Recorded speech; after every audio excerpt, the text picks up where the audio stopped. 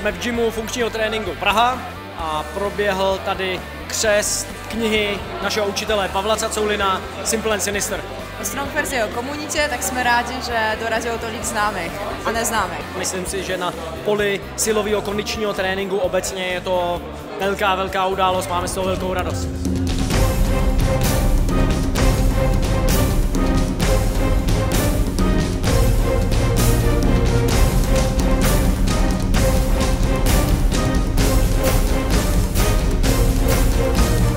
Pavel působil v Rusku jako instruktor Specnaz silového kondičního tréninku. Napsal článek do časopisu Iron Mind, který se jmenoval Kettlebell, vodka, láx, okurek a další ruské kratochvíle.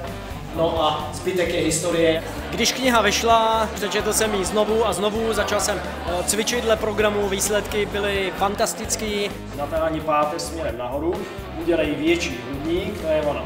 A teď si začni hejbat nohama ze strany na stranu.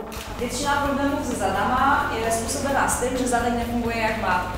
Prosím, zvedni zadek co nejvíc to půjde, ale zároveň tlač patama do země, sevřeš boty co nejvíc to půjde a zpátky dolů.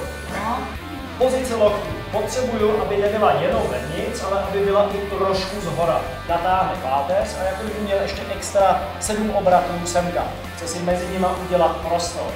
Co hodně děláme, že v zásadě z obyčejných cviků si dáme nějaký fíglíček. A pak zase další fíglíček a další fíglíček.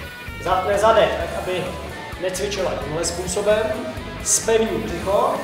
A každý z těch dalších kruhů se snažil být těsnější a těsnější a ta bel, aby šla níž a níž. No, takže prosím.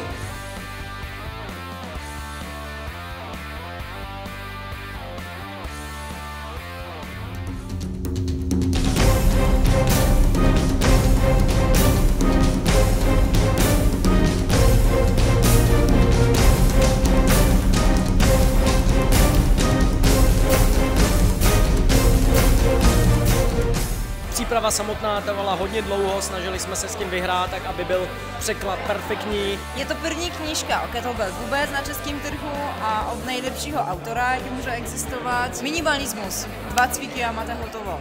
Jasný, stručný, minimalistický program s ohromným přenosem do zlepšení fyzických kvalit pro řadu různých sportů a pro zlepšení kvality života obecně.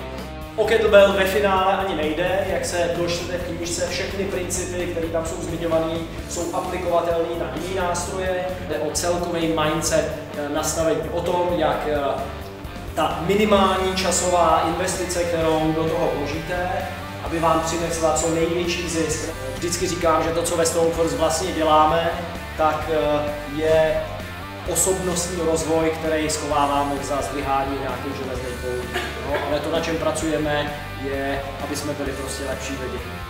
V téhle knížce je taková část, která popisuje na perfektním příkladu, kde Tommy Lee Jones vyškolí Ironmana, představuje mu pistoli Glock. Je to jednoduchá zbraň z kompozitů, skvěle použitelná. A kettlebell je taky vlastně taková zbraň síly. Kdybychom tady byli před 2 rokama, tak byste mě pravděpodobně ani nepoznali, protože bych tady ani nebyla schopná stát. Protože za ty 2 roky, co dělám fulter, tak ze mě udělala v podstatě Justýna a holky další, co tady jsou novýho člověka. A doufám, že ta knížka pomůže aspoň jednomu člověku, tak jako pomohlo fulter mě, Strong First mě, tím pádem Pavel Cacoulin.